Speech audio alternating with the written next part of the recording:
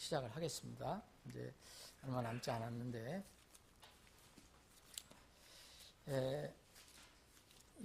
이정엽 전도사 지금 스케줄에 따라서 제가 이제 이제 수요 강의를 조정을 할 것입니다.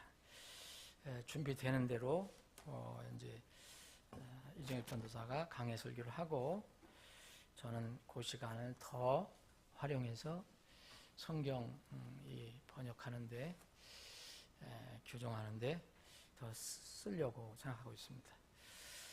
아직 준비가 안 돼 있어서 제가 계속 강의를 합니다.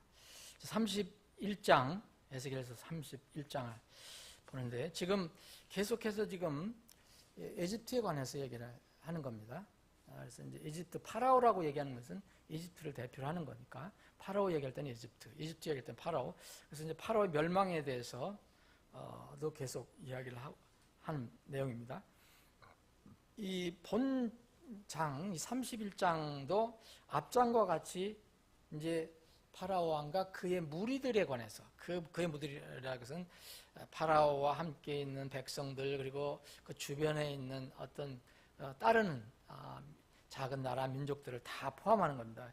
이게 31장 18절의 이 끝절에 보면은 주님께서 이렇게 말씀하시거든요. 이것은 파라오와 그의 모든 무리니라, 이렇게 했어요. 이게 하나님께 심판하시는 그 대상이 파라오하고 그의 무리들이라고 했기 때문에, 파라오 한 사람만을 얘기하는 게 아니라 파라오가 대표하는 이집트, 그리고 이집트를 따르는 그 주변에 있는 모든 사람들을 이제 이야기하는 것입니다. 오늘 이 31장을 이제 우리가 여러분들 읽어보시면 전체에 걸쳐서 상징적인 어떤 비유적인 그런 내용도 들어있고, 또 실제적인 내용도 들어가 있습니다. 하나님 말씀은 대부분 그러하지만, 예를 들어서 이제 여기 나무를 하나 이제 들어서, 백향목을 들어서 이제 아시리아를 이제 비유하는 게 있는데, 이것은 상징이잖아요, 비유잖아요. 근데 그 백향목이 실제로 백향목이 거기 있었지만, 백향목을 얘기하는 게 아니라 백향목이 어떤 성품을, 어떤 성격을 가지고 있나, 어떤 모양인가, 그런 성질을 이제 어떤 나라, 여기서 이제 아시리아를 이제 비유해 주기 위해서 이렇게 나무를 들어서 이야기하고 있습니다. 그러니까 이 상징과 실제적인 이야기가 이제 섞여져 있는 것입니다. 그러나 이런 상징적인 것이라도 실제의 파라오와 그 무리들에 관해서 어떤 일이 날 것인가를 이제 이야기해 주는 것입니다. 우리가 이제 파라오에 관해서 지금 파라오, 우리 이집트에 관해서 생각하는데, 특이한 것은 이 3절에 보면 그 아시리아 사람은 이렇게 이 말이 또 나오거든요. 그래서 아시리아가 나와요, 아시리아. 그래서 이 아시리아가 뭐냐, 왜 아시리아가 갑자기 나왔느냐, 이집트를 계속 이야기하는 거지만 아시리아를 두고서 이집트를 경고를 하는 것입니다. 이때 교훈을 주시는 것입니다. 이때는 이미 아시리아는 전에 멸망된 그런 나라입니다. 이집트는 아직도 멸망되진 않았습니다.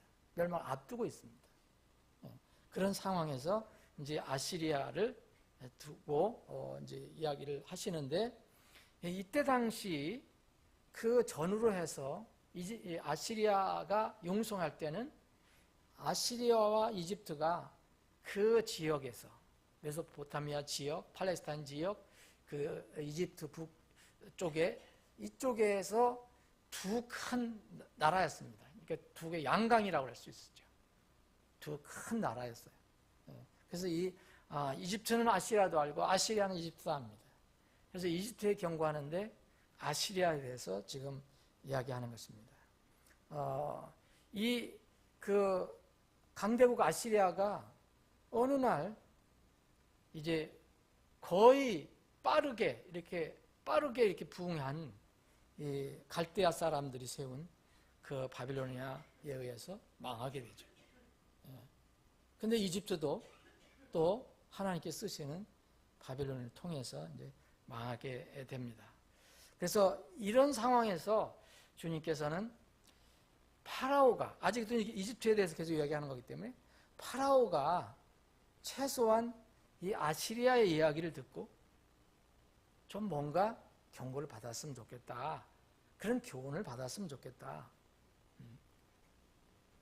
그 파라오가 낮아졌으면 좋겠다라는 하나님의 어떤 계획이 들어있습니다. 자, 제가 몇 절 읽어보겠습니다. 제 11년 3월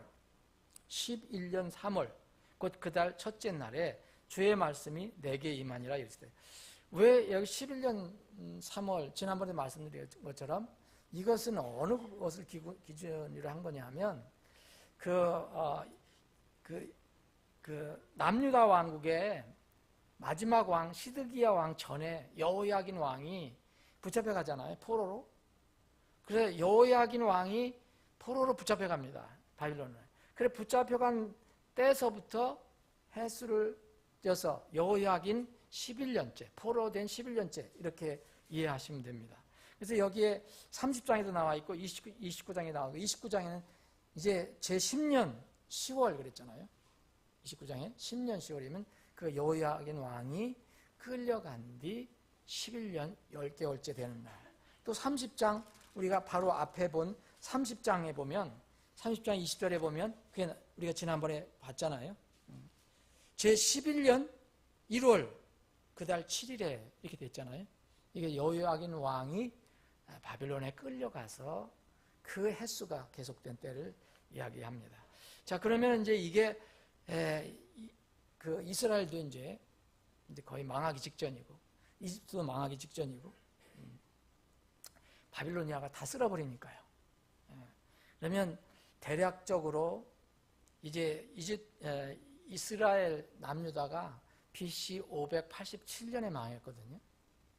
근데 그 여호야긴 왕이 그 바빌로니아로 끌려갈 때, 포로 잡혀갈 때가 바로 10년 전이에요.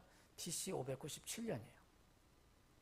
근데 요 시점에 바로 아마 이 일이 일어난 것으로 보입니다. 이제 BC를 따질 때 여러분 1, 2년씩 차이 날 수가 있습니다. 정확하게는 얘기할 수가 없어요.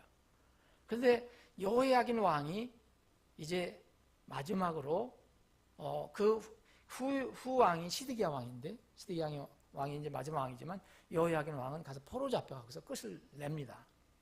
그 상황을 지금 이야기를 하는 겁니다. 그래서 이스라엘도 멸망이 앞에 있고, 또 그 아시리아는 이미 망했고, 이집트도 이제 바빌론에 의해서 거의 이제 망하는 것이 앞에 놓여 있는 그런 상태에서 주님께서 이렇게 에스겔을 통해서 말씀해 주시는 것입니다. 다시 말씀드리면 이집트, 지금 아시리아를 통해서 이집트를 경고를 하고 계시고, 또 이집트는 왜 얘기하십니까? 이 유다를 위해서, 이스라엘을 위해서 말씀하시는 겁니다. 이스라엘이 망하고 이집트가 망하고 아시리아가 망한 것은 왜 기록을 하셨습니까? 지금 이 시대의 모든 민족들을 위해서, 그리고 개인적으로는 여러분들과 저를 위해서 기록해 주신 것입니다. 하나님께서는 모든 민족을 흥하게도 하시고 망하게도 하신다 그랬습니다. 하나님께서 마지막 때에 오실 때는, 그리스도의 왕국이 세워질 때는 사람의 손으로 뜨지 않은 돌, 깎지 않은 돌이 날라와서 그 금시상을 쳤을 때, 다리를 쳤을 때 완전히 부서진다 그랬습니다. 이것이 바로 세상 모든 민족과 나라가 망하는 때를 얘기합니다. 그러면 지금 이 나라 이 민족들, 우리 민족을 포함해서 세상 모든 민족들, 나라들은요, 이 성경을 알면은 이렇게 할 수가 없습니다. 성경을 믿지 않으니까, 하나님 믿지 않으니까. 그래서 성경을 아는 사람들, 하나님을 두려워하는 사람들은 어떤 나라에 있었든 간에, 어떤 나라에 소속되어 있든지 그 나라와 민족을 위해서 기도하는 겁니다. 성경에 있는 그런 사람들처럼. 우리도 그래서 우리나라를 위해서 기도해야 됩니다. 이집트는 이미 멸망한 아시리아를 통해서 교훈을 얻어야 됩니다. 아시리아와 이집트가 양강이었는데 아시리아는 이집트보다 조금 더 강했다고 합니다. 화려한 건 말할 것도 없고, 또 이 교만한 차원은 또 대단했습니다. 하나님은 계속 교만한 거에 관해서 말씀하시는데, 그래서 이집트는 이 아시리아의 그 전철을 지금 밟고 있는 것이다. 그래서 이집트를 다루는 중에 아시리아를 다루심으로써 이집트에게 간접적으로 교훈을 주시는 것입니다. 이것은 우리 쉬운 말로 타산지석이라고 그러죠. 타산지석. 여러분 성경에 보면은 어떤 사람의 이야기를 기록을 해줍니다. 개인적으로도 그렇고 어떤 나라 민족에 관해서도 얘기를 해줍니다. 우리가 지금 공부하는 것입니다. 이제 여기 조금 더 나가면은 38장 가면은 마지막 때의 일에 관해서 나오는데 이스라엘을 공격하는 많은 무리 국가들이 나옵니다. 예언된 것인데 그대로 이루어질 것입니다. 지금 그것들이 차곡차곡 이렇게 성취되고 그 예언이 이루어지기 위해서 쌓아지는 그런 과정이 있는데, 이런 나라들이 아무리 그런 나라들이라도 그런 나라 안에 있는 어떤 의인이 있다면은 자기 민족을 위해서 기도하는 법입니다. 그래서 그 나라는 망해도 나중에 여기 보면은 이집트는요 나중에 민족적으로 남습니다. 우리가 다 할 수 없지만 나중에 이스라엘에 와서 경배하는 민족 중에 하나입니다. 저는 그때 우리 한민족도 있기를 바랍니다. 당연히 우리는 구원받아서 개인적으로는 다 하늘에 갑니다. 그런데 민족 심판도 있고 민족적인 문제가 아직 남아 있습니다. 살아서 들어가는 사람들도 있습니다. 이스라엘이 다스릴 때, 이스라엘 중심국가 될 때, 그래서 민족과 나라를 위해서 기도해야 됩니다. 역사는 바로 이렇습니다. 지금 우리나라가 앞으로 일어나는 모든 일들이 하나의 역사입니다. 지금 지나가 보면 한 5년 후에만 봐도 그렇고 10년 후에 지나보면 그것도 하나의 역사였다. 하나님이 이렇게 하셨구나라는 것을 우리가 알 수도 있을 것입니다. 그런데 성경은 그래서 계속 역사에 대해서 알으라 얘기하는데, 현대인들은 역사를 많이 공부한다고 하는데 역사를 통해서 많이 배우지만, 지난번에도 언젠가 말씀드렸지만 역사를 많이 공부하지만, 역사를 많이 배우지만 역사를 통해서 전혀 배우지 못한다고 합니다. 현대인들은. 그래서 뭐냐면 지식은 많이 아는데 역사가 어떻다 어떻게 됐다 이런 건 아는데 그 역사가 가르쳐주는 교훈은 아무것도 배우지 못한다는 겁니다. 우리나라도 마찬가지거든. 지금 의정자를 비롯해서 국민들도 마찬가지입니다. 우리나라도 역사가 있어요. 우리가 알 수 있는 역사가 있거든요. 6.25가 왜 일어났고 6.25가 어떻게 해서 이렇게 가까스로 이렇게 봉합이 됐고 우리나라가 살아났고 일제시대는 왜 왔고 뭐 근세기만 봐도 이런 게 다 교훈이 있는데 이거를 배우지 못합니다. 그래서 그 교훈을 얻으려고 하는 사람들이 기도하고 외치는 것입니다. 여기 3절에 보면 보라 그 아시리아 사람은 아름다운 가지들과 그늘을 가진 키가 큰 레바논의 백향목이었으니 그의 꼭대기는 굵고 그 가지들 사이에 있었도다. 물들이 그를 크게 하였고 기품이 그를 높이 세우면서 자기의 강들이 그의 초목들 주변을 흐르게 하였으며 자기의 작은 강들을 내보내며 들의 모든 나무에 이르게 하였느니라. 3절부터는 이제 2절에는 이렇게 얘기합니다. 사람의 아들아 이집트 왕 파라오와 그의 무리에게 말하기를 내 위대함에 있어 내가 누구와 같으냐. 지금 이집트를 경고를 하는데 이집트가 지금 그 목이 곧으니까 너와 견줄 어떤 사람 하나 소개해 주겠다. 그 사람이 누구냐? 바로 아시리아 사람이다. 아시리아 사람이다. 그러니까 국가적으로 하면 이집트와 견딜 수 있는 누구냐? 아시리아였다. 그래서 이집트가 잘 알고 있는 아시리아에 대해서 지금 설명해 주는 겁니다. 그래서 3절부터 9절까지는 다 아시리아를 얘기하는 겁니다. 이 3절부터 9절까지 보면 전부 이 아시리아를 아름다운 굉장히 능력 있고 힘 있고 위험 있고 강력한 그런 것으로 묘사합니다. 그런데 아시리아를 무엇으로 비유를 했습니까? 자, 그 아시리아 사람은 아름다운 가지들과 그늘을 가진 키가 큰 레바논의 백향목이었으니, 레바논의 백향목으로 비유를 합니다. 여기 그의 꼭대기는 굵고 그 가지 사이에 있어도다 물들이 크게 하였고, 쭉 보다 5절에 보면 그가 뻗어나갈 때 그의 높이가 들의 모든 나무보다 높게 되고 그의 큰 가지들이 번성하여 하며 물들이 많으므로 그의 작은 가지들이 길게 되었더니 하늘의 모든 날짐승이 그의 큰 가지들에 자기들의 둥지를 만들고 들의 모든 짐승이 그의 작은 가지들 밑에서 자기들의 새끼를 낳으며 모든 큰 민족이 그의 그늘 밑에 거하였다. 여러분, 아시리아가 번성했을 때 그 주위에는 모든 민족들이 거기에 지배를 받았고 거기에 또 혜택을 누리고 보호를 받았던 그런 상황을 얘기하는 것입니다. 7절, 8절, 9절 계속 이야기합니다. 뭐에 비교합니까? 백향목. 근데 백향목은 여러분들 아시는 것처럼 이 시편 읽어보면 또 백향목 많이 나오고 또 구약에 보면 백향목이 많이 나오잖아요. 백향목은 정말 이 성경 말씀에 의하면은 나무 중에 나무입니다. 백향목. 여러분 백향목 보신 분 있습니까? 이 백향목이라는 것은 그 레바논의 백향목, 특별히 이제 레바논 지역인데 그 팔레스타인 지역을 얘기하는 거죠. 이 한 번 올라가면은 20m, 30m까지 쭉 뻗어 올라가는데 균형이 딱 잡히고 또 가지들이 아주 많이, 아주 튼튼하게 쫙 올라갑니다. 촘촘하고 가지들도 빽빽해갖고 위에서부터 이제 그늘이 져갖고 그 밑에는 온갖 짐승들이 깃들고 새들도 깃들고 하는 그런 아주 나무 중에 나무. 그래서 이 백향목을 이제 사용해서 이스라엘에서 많은 집도 짓고 여러 가지를 했던 거죠. 그래서 이 아시리아가 번성했을 때 이런 나무, 백향목 나무 같았다라고 얘기합니다. 모든 날짐승들이 여기 거하게 됐고 또 짐승들도 거기에 거하게 됐다고 얘기합니다.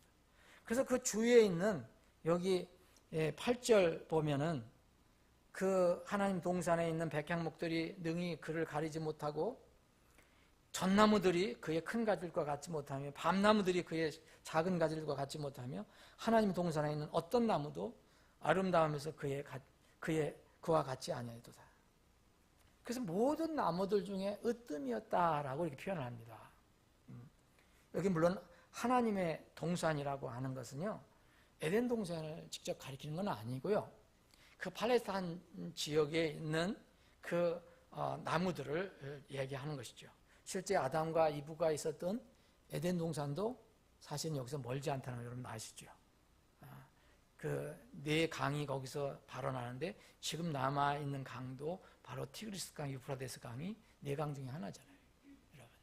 그러니까 그 지금 지역은 정확히 모르지만 이라크 지역 어디라고 얘기하잖아요. 그 지역과 멀지 않는 곳입니다. 이것이. 그래서 이렇게 비유를 했습니다. 어찌됐든 간에 이 나무는 이렇게 엄청난 우용을 가지고 엄청나게 크고 또 웅장했습니다. 이런 아시리아, 이런 나무로 비유되던 아시리아가 어떻게 됐느냐? 이집트에게 얘기합니다. 망하지 않았느냐? 무너지지 않았느냐? 자, 여기 10절에 보면 그러므로 주 하나님이 같이 말하노라. 내가는 뭡니까? 바로 3절에 있는 그 아시리아 사람입니다. 아시리아 어떤 왕을 얘기하는 거죠. 그러나 총체적으로 보면 아시리아를 얘기하는 겁니다. 아시리아 나라. 내가 높은 키로 말미암아 내 자신을 무엇입니까? 높였다고 합니다. 그가 자기 꼭대기를 굵고 큰 가지들 가운데로 뻗었으며 그의 마음이 자기의 높은 키로 말미암아 높아졌느니라. 이거 누가 말씀하는 겁니까? 하나님께서 이렇게 판단하시는 겁니다. 하나님께서 아시리아의 위엄을 이집트 왕 파라오와 그의 추종자들에게 말씀하시는 이유가 있습니다. 지금 이집트가 여지까지 우리가 31장 전에 공부한 게 이집트의 가장 큰 문제는 뭡니까? 하나님께서 말씀하신 거 우상 숭배와 교만입니다. 교만. 그래서 이 교만에서 하나님을 부정하고 있는 이집트가 너희들이 아무리 이집트니까 강하고 네가 무슨 화려하고 뭐 나일강의 어떤 비옥한 그 땅에서 많은 것을 얻고 그래서 너희들이 안락하게 산다 하더라도 아시리아가 어땠었느냐? 그걸 보고 교훈을 얻어라. 이 말씀입니다. 아시리아의 위엄이 너희들보다 더 크지 않았느냐? 아시리아의 아름다움이 너희들보다 더 컸다. 그런데도 이집트 너희들보다 컸지만 그들은 망했다. 그러면서 하나님께서 지금 여기 10절에서 말씀하시는 것은 아시리아가 왜 망했느냐? 교만해서 망했다. 여러분 다시 읽겠습니다. 내가 높은 키로 말미암아 내 자신을 높였느니. 누가 높인 겁니까? 자기가 자기를 높인 겁니다. 또 그 뒷부분에 그의 마음이 자기의 높은 키로 말미암아 높아졌느니라. 누가 높인 겁니까? 자기가 높인 겁니다. 무엇 때문에? 자기가 가진 것 때문에, 자기가 누리는 것 때문에. 그래서 그 마음이 교만해졌습니다. 이것이 바로 이집트에게 교훈으로 아시리아를 들어서 지금 말씀해 주시는 것입니다. 키가 크고 몸이 커서 장대한 이 백향목으로 비유된 아시리아가 심판을 받은 기본적인 이유는 하나님께 지적하신 것은 바로 교만입니다. 어떻게 해서 높아졌습니까? 아시리아가 어떻게 높아졌습니까? 여러분 우리나라 요새에도 제가 요새 뉴스 들은 거 보니까 우리나라가 국민소득이 3만 달러를 넘었대요. 3만 달러를. 근데 실제 그런 것 같지는 않은데 어떻게 되는지 모르겠어요. 3만 달러 하면 세계에서 거의 선진국입니다. 뭐 4만 달러 이상은 초선진국이고 3만 달러서부터 선진국으로 기준을 잡는다고 합니다. 근데 3만 달러가 됐을 때 중요합니다. 교만하면 안 됩니다. 우리나라가 교만한 모습이 많이 보이거든요. 우리는 그 전에 가난했을 때는 다른 나라를 잘 무시 안 했습니다. 우리나라 국민들도 마찬가지예요. 그런데 우리가 잘 살고 나서는 우리가 업신여기는 우리가 이상하게 아래로 보는 민족들이 많습니다. 여러분들도 그렇지 않습니까? 이거 교만의 싹입니다. 이런 게 위험한 것입니다. 나라도 마찬가지, 전체적으로 마찬가지입니다. 이 아시리아가 왜 교만해졌느냐? 누리는 것이 많아서, 가진 것이 많아서. 여러분 아시리아를 사실 부흥케 해주신 것, 허락하신 것은 누굽니까? 하나님이십니다. 역사는 다 몰라도, 그 배경은 다 몰라도, 그런데 그들의 마음이 교만해지기 시작했습니다. 여러분 여기 10절은 굉장히 중요한 말씀인데요. 내가 높은 키로 말미암아 내 자신을 높였다 그랬어요. 높은 키라는 것은 내가 가지고 있는 것, 내가 누리고 있는 것, 이것 때문에 내가 스스로 너를 높였다 이거예요. 여러분 가지고 있지 못하고 우리가 뭔가 부족하고 연약하고 그러면 우리를 사실 높이질 못합니다.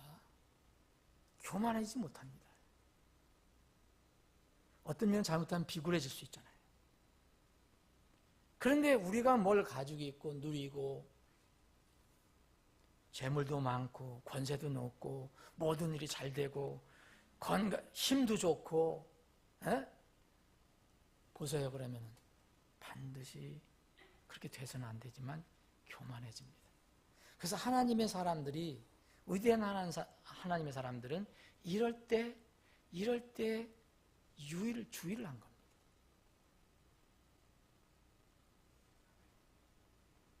바나바는 가진 것이 많았습니다. 세상에 어떤 유대 사람서의 어떤 위치도 있었습니다. 그런데 교만해질 수밖에 없었는데 어느 날 주님을 만나고 완전히 낮아졌습니다. 있는 것을 내놓고 이제 홀몸으로 주님을 위해서 나아갑니다. 정말 우리는 무엇을 가지고 있고 누리고 있고 건강하고 그러면은 묘하게 나도 모르는 사이에 교만한 것이 나옵니다. 남을 업신여기는 그런 것만 교만이 아닙니다. 하나님께서 나에게 주신 걸 가지고 엉뚱하게 쓰는 것, 엉뚱하게 활용하려고 하는 것이 교만입니다. 하나님은 순간적으로 그것을 정리하실 수 있습니다. 이렇게 가지고 있으면 그 마음이 그렇게 되어갖고 그의 마음이 자기의 높은 키로 말미암아서 높아졌기 때문에 교만해질 수밖에 없습니다. 아시리아와 이집트의 사례는 민족과 나라에만 국한되는 것이 절대 아닙니다. 이 교훈은 이 성경을 읽는 모든 사람에게 적용이 될 수 있는 진리입니다. 다시 말씀드리면 교만은 어디에서 나옵니까? 결국 모든 것을 공급하시고 모든 것을 허락하시고 모든 것을 인도하시는 하나님을 잊어버리거나 무시하는 데서 그게 시작이 되는 겁니다. 하나님을 무시하고 대적하면 그 결과는 피할 수가 없습니다. 그것은 언젠가의 문제지 심판을 받을 것이냐 안 받을 것이냐의 문제는 아닙니다. 여러분, 하나님이 공의의 하나님이기 때문에 아시리아가 언제 심판을 받을 것이냐, 이집트가 언제 심판을 받을 것이냐, 어떤 개인이 언제 심판을 받을 것이냐 아니냐는 때의 문제이지 심판을 받지도 않을 수 있다, 받을 것이냐 받지 않을 것이냐 이 문제가 아닙니다. 지금 많은 사람들은 지금 아무것도 안 일어나니까 그냥 지나는 것처럼 생각하지만 하나님은 그런 분은 아닙니다. 때의 문제입니다. 그게 언제 이루어지느냐가 문제입니다. 이집트도 그것을 깨달아야 됩니다. 아시리아는 이미 때가 왔습니다. 그래서 아시리아에게는 과거가 됐어요. 이집트에게는 아직은 미래입니다. 개인적으로도 다 똑같습니다. 사람들은 이 하나님의 계획과 뜻과 어떤 진리, 하나님 이것을 안다면 최소한 교만하려 할 때 억누르는 그런 무언가 생깁니다. 그래서 성경은 계속해서 교만하지 말라고 얘기한 겁니다. 멸망에 앞서 교만이 나간다 이렇게 얘기합니다. 멸망에 앞서 교만이 나가고 넘어짐에 앞서 거만함이 나간다라고 했습니다. 그것은 변함없는 진리입니다. 사랑하는 여러분, 오늘 이 31장을 공부하는데 제가 다 못하겠네요. 이 뒷부분까지 다 하려고 하는데 여러분 여기서 잠깐 우리가 공부한 것 중에서 우리 각자 개인에게 한번 적용해 봅시다. 저는 여러분들의 마음을 모릅니다. 다 모릅니다. 여러분 형편도 모릅니다. 그런데 사람은 누구나가 예외가 없습니다. 완벽하게 하나님처럼 예수님처럼 거룩한 사람이 없기 때문입니다. 그래서 항상 우리는 이런 상황에 빠질 수가 있습니다. 언제 교만해지느냐? 하나님께서 우리에게 베풀어 주실 때. 이스라엘 백성은 가나안 땅에 들어가서 자기들이 노력하지 않은 것, 하나님께 주신 모든 것을 누릴 때, 심지 않은 나무에서 열매를 따고 자기들이 심지 않은 것에서 뭘 얻어먹고 곡식을 거두고 할 때, 자기들이 노력하지 않은 데서 뭘 얻을 때, 하나님 은혜로 뭘 누릴 때, 그래서 배가 부르고 등이 따뜻할 때 그들은 묘하게 그렇게 주신 하나님을 잊어버리고 이상하게 엉뚱한 그 가나안 족속들의 신들을 따라갑니다. 우리는 절대 신들 따라가지 않는다고 우리가 얘기할 수가 있을 것입니다. 최소한도 돌부처에 가지는 않을 거예요. 나무로 만들어놓은 그런 신들에게 가지 않을 것입니다. 그러나 주의하십시오. 우리 마음에는 우상이 있습니다. 하나님을 잊어버리는 탐심이 있습니다. 내 육을 내세우는 탐심이 있습니다. 내 육신의 즐거움을 내세우는 탐심이 있습니다. 이것이 교만입니다. 하나님은 이것을 지켜보십니다. 이것이 잘하면은 언젠가는 심판을 받습니다. 이 교훈은 우리가 하나님으로부터 누릴 때, 하나님께서 받을 때 더 감사하고 하나님의 영광을 위해서 살아야 한다는 그런 교훈을 우리에게 주는 것입니다. 아버지 하나님, 저희들이 또 3일 저녁에 나와서 하나님을 예배하고 찬양하고 우리의 기도를 기뻐 받으시는 주님께 기도할 수 있게 해주셔서 감사합니다. 또 하나님께서 주신 말씀을 생명의 양식으로 나눌 수 있는 그런 기회를 갖게 해주셔서 감사합니다. 주님, 오늘 이집트와 아시리아에 관한 이야기를 저희들이 참으로 겸허한 마음으로 들었습니다. 주님, 우리 마음은 주님 앞에 우리가 영원한 몸으로 서기 전까지는 늘 참으로 세상의 귀를 기울이고 유혹에 끌려갈 그런 가능성이 항상 존재합니다. 주님이 가장 싫어하시는 교만과 우상 숭배가 우리 마음속에 조금이라도 자리 잡지 않도록 늘 저희들을 깨우쳐 주시고 말씀으로 씻어 주시고 저희들 나가고 들어오는 모든 것들을 인도해 주시기를 원합니다. 그래서 주님이 사랑하시고 인정하시고 기쁘게 쓰시는 주님의 그릇과 도구들이 되게 해 주시옵소서. 우리 사랑하는 지체들이 여러 가지 기도 제목을 가지고 나왔습니다.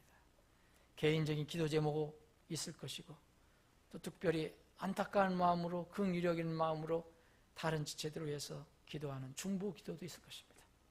그 기도를 들어주시고 응답해 주시옵소서. 2019년에는 기도가 많이 응답돼서 이곳저곳에서 우리 지체들이 간증하는 소리를 많이 듣는 기쁜 시간들이 있게 해 주시옵소서. 우리의 기도를 들어줄 줄 믿고 감사드리며 거룩하신 예수님의 이름으로 기도합나이다. 아멘.